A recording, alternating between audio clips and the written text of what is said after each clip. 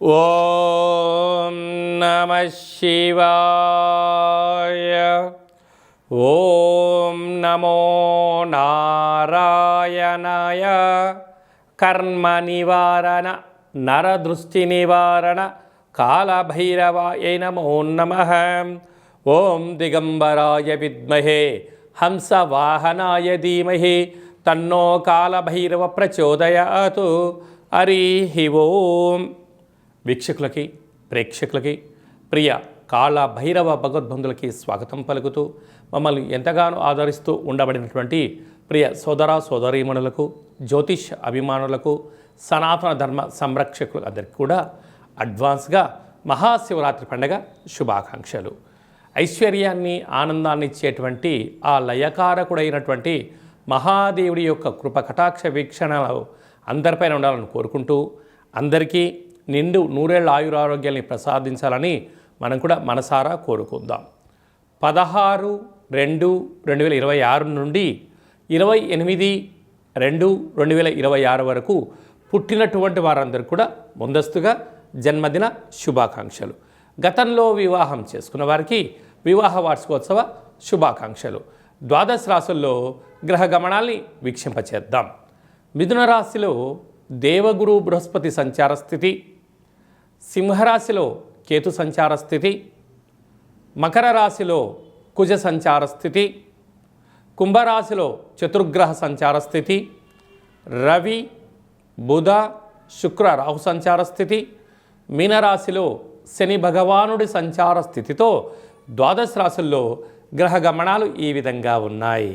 మీనరాశి వారికి విశేషంగా వ్యయంలో చతుర్గ్రహ సంచార స్థితితో ప్రారంభమయ్యి అష్టమి తిథి ఎందుకు పంచగ్రహ సంచార స్థితితో ఉంటూ ఒకవైపు ఏళ్లనాటి శని మధ్యమ సంచార స్థితితో ఉన్నప్పుడు దోషాన్ని తొలగించుకొని అష్ట కష్టాలకు స్వస్తి పలికి అష్ట ఐశ్వర్యానికి ఆనందానికి స్వాగతం ఎలా పలకాలో ఈ వీడియోలో సవివరంగా సంపూర్ణంగా తెలుసుకుందాం.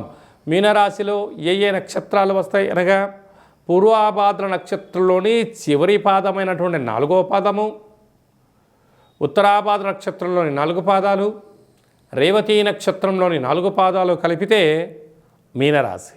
రాశాధిపతి దేవగురు బృహస్పతి. వీరికి రాశిలోనే శని భగవానుడు అర్ధాష్టమ గురు సంచార స్థితి 12 సంవత్సరాల తర్వాత ఇలా జరగడం వలన ఒక్కొక్కసారి ఈ జీవితము ఉక్కిరిబిక్కిరి అవుతూ ఉంటుంది. నేను ఇంత కష్టపడుతున్నాను, ఏమీ సాధించలేకపోతున్నాను. ఒక పనిలో నా దగ్గర ధనం ఉన్నప్పుడు అనేక మందికి సహాయం చేశాను, కానీ నాకేదైనా అవసరం అనిపిస్తే కనీసం మాట సహాయం చేసేవారు కూడా ఎందుకు కనిపించట్లేదు అనేటువంటిది సమాజం పైన అసహ్యం, బంధుమిత్రు స్నేహితులపైన కోపం, అనేక రకాలమైనటువంటి ఇబ్బందులకి ఆలోచన కలుగుతూ ఉంటుంది. కానీ ఇది తాత్కాలికమే అని మీకు తెలిసినను గ్రహ సంచార స్థితి అనుకూలంగా లేనప్పుడు ఇది నా ఒక్కడికే జరుగుతుంది, ప్రపంచంలో ఎవరికి జరగట్లేదు అన్న భావన మీకు కలుగుతూ ఉంటుంది. ఎన్నడూ లేనటువంటి విధంగా వ్యయంలో ఆత్మకారకుడు రవి, బుద్ధికారకుడు బుధుడు, కళత్రతకారకుడు శుక్రుడు, నరదృష్టి వాసుదృష్టికారకుడు రాహు సంచారం చేయడం వలన ప్రధానంగా గుర్తుపెట్టుకోవాల్సిన అంశము అమావాస్య తిథి యందున, అష్టమి తిథి యందున కొత్త పనులు ప్రారంభించకపోవడం, దూర వాయు జల ప్రయాణాలు పెట్టుకోకపోవడం, షేర్లలో పెట్టుబడులు పెట్టకపోవడం, అప్పులు ఇచ్చి పుచ్చుకునే విధానానికి దూరంగా ఉండి తీరాలి. లేకపోతే భారీగా నష్టపోవడం, వాహన ప్రమాదాలు, యంత్ర ప్రమాదాలు పొంచి ఉన్నాయి. కనుక ఇలాంటి కాల సమయంలో కూష్మాండ దీపము, కాళభైరవ దర్శనము, రుద్రాభిషేకము, వెంకటేశ్వర స్వామివారికి తులసిమాలను సమర్పించడం, దత్తాత్రేయ గురుచరిత్రను పారాయణం చేయడం, వినడం వలన ఐశ్వర్యం ఆనందం కలుగుతుందని చెప్పి కూడా గుర్తుపెట్టుకోగలగాలి. ఫిబ్రవరి నెలలో మాఘమాసంలో ద్వితీయార్థంలో ముఖ్యమైన పండుగల గురించి క్లుప్తంగా సవివరంగా సంపూర్ణంగా తెలుసుకుందాం. మనకు 15వ తారీఖు మహాశివరాత్రి పండుగ అవుతుంది కనుక 17వ తారీఖున మంగళవారము ధనిష్ఠా నక్షత్ర సందర్భంగా ఇంట్లో కాళభైరవ దీపాన్ని వెలిగించడం వలన వాస్తు నరదృష్టి శత్రు ప్రభావాలు తొలగిపోతాయి. పిండి దీపాన్ని వెలిగించడం వలన సంపూర్ణమైనటువంటి అపమృత్యు దోషాలు తొలగిపోతాయి. కొబ్బరి నూనెతో కలిపినటువంటి పిండి దీపాన్ని పెట్టడం వల్ల ఐశ్వర్యం, ఆనందం కలుగుతుంది. అంటే ఎన్నడూ లేనటువంటి విధంగా మంగళవారం ధనిష్టా నక్షత్రంతో కూడుకున్న అమావాస్య కనుక చాలా మహిమాన్వితమైనటువంటి అమావాస్యగా భావించగలగాలి. అనగా శని యొక్క ప్రభావాన్ని, అంగారకుడి యొక్క ప్రభావాన్ని తొలగించుకోవడం కోసం చేసేటువంటి ఏ చిన్న పూజ అయినా, స్మరణ, ధ్యానము, ఆసనం వలన అద్భుతమైన ఐశ్వర్యం, ఆనందం కలుగుతుందని చెప్పి కూడా గమనించగలగాలి. 24/2/2026న పాల్గొన మాస శుద్ధ అష్టమి. అష్టమి అనగానే అష్ట కష్టాలు పోగొట్టుడు కోసము చేసేటువంటి కార్యక్రమం అని చెప్పి గమనించాలి.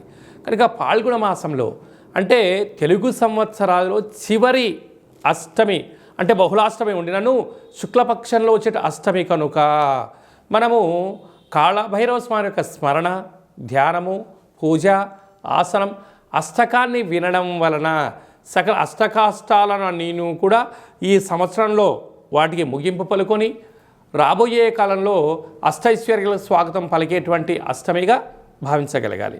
మీకు అవకాశం ఉంటే ఇంట్లో చేసుకోండి, లేకపోతే ఈ కింది నెంబరు మీరు సంప్రదించినట్లయితే, మీ గోత్రనామంలో మీరు పంపించినట్లయితే మీ యొక్క పేరు పైన కుష్మాండ దీపాన్ని వెలిగించి కాళభైరవ హోమం చేయించి వీడియో కాల్ ద్వారా చూపించి సంపూర్ణమైనటువంటి స్వామివారి యొక్క ఆశీస్సుల కోసము ఆ రుద్రాక్షరం మీకు ప్రసాదంగా కూడా పంపించడం జరుగుతుందని చెప్పి కూడా గమనించగలగాలి. అలాగనే మీ వ్యక్తిగత జాతకం తెలుసుకోవాలనుకుంటున్నారా? మీ పుట్టినటువంటి తేదీ, నెల, సంవత్సరం, మీరు పుట్టినటువంటి సమయము, మీ పేరు రాసి ఈ కింది నెంబర్కు వాట్సాప్ పంపించగలిగినట్లయితే 100 సంవత్సరాల జాతకాన్ని రాసి పంపించి మీరు పుట్టినప్పుడు గ్రహ గమనాలు ఎలా ఉన్నాయి, ప్రస్తుతం ఎలా ఉంటున్నాయి, రాబోయే కాలంలో ఎలా ఉంటున్నాయో సవివరంగా, సంపూర్ణంగా తెలియజేయడం జరుగుతుందని చెప్పి గమనించాలి.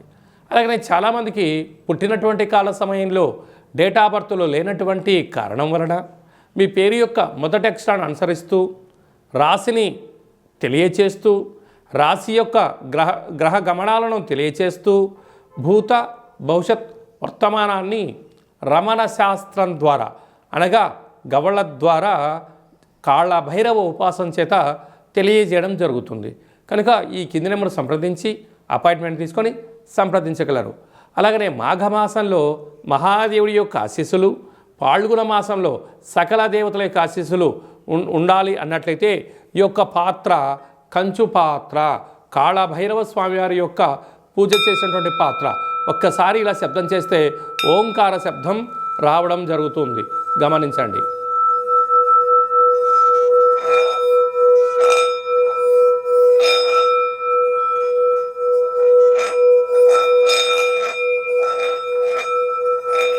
ఇలాగా ఈ శబ్దత్వరతో మనం ఎక్కడైతే చేస్తామో గృహంలో ఉండబడినటువంటి జ్యేష్ఠాదేవి బయటికెళ్ళి మనకు లక్ష్మీదేవి గళ్ళు గళ్ళుమంటూ ఇంటికి రావడం జరుగుతుంటుంది. ఈ అక్షయ పాత్ర, కాళభైరవ పూజ చేయించడం జరుగుతుంది. కనుక అందరి ఇంట కాళభైరవ స్వామి స్మరణ, కాళభైరవ స్వామి అక్షయ పాత్రను ఉంచుకుందాం, అష్ట కష్టాలకు స్వస్తి పలుకుతాం, అష్ట ఐశ్వర్య స్వాగతం పలుకుతాం అనేటువంటిది చిన్న విన్నపం. అందరికీ శుభాన్ని, జయాన్ని, ఐశ్వర్యాన్ని, ఆనందాన్ని ప్రసాదించాలని మనసారా కోరుకుంటూ ఆశీర్వచనం. శతమానం భవతి శతాయు పురుష సతేంద్రియ ఆయుష్యేవేంద్రియే ప్రతిష్టతే ధనం ధాన్యం బహుపుత్రలాభం శత సంవత్సరం దీర్ఘమాయు. సర్వే జనా సుఖినో భవంతు, లోకా సమస్తా సుఖినో భవంతు. సర్వం పరమేశ్వరార్పణమస్తు. హరి ఓం. ఈ వీడియో మీకు నచ్చినట్లయితే లైక్ చేయండి, షేర్ చేయండి. ఆధ్యాత్మికమైన భక్తి సమాచారాన్ని అందరికన్నా ముందుగా మీరు తెలుసుకోవాలి అనుకుంటున్నట్టయితే గంట సింబల్ ప్రెస్ చేయండి, ఆలనే బటన్ కూడా తెలియచేయండి. ఈ భక్తి సమాచారాన్ని, భగవంతుడి యొక్క ఆధ్యాత్మిక కార్యక్రమాన్ని భగవద్బంధులకు, మిత్రులకు చేరవేయండి. హిందూ ధర్మాన్ని కాపాడండి.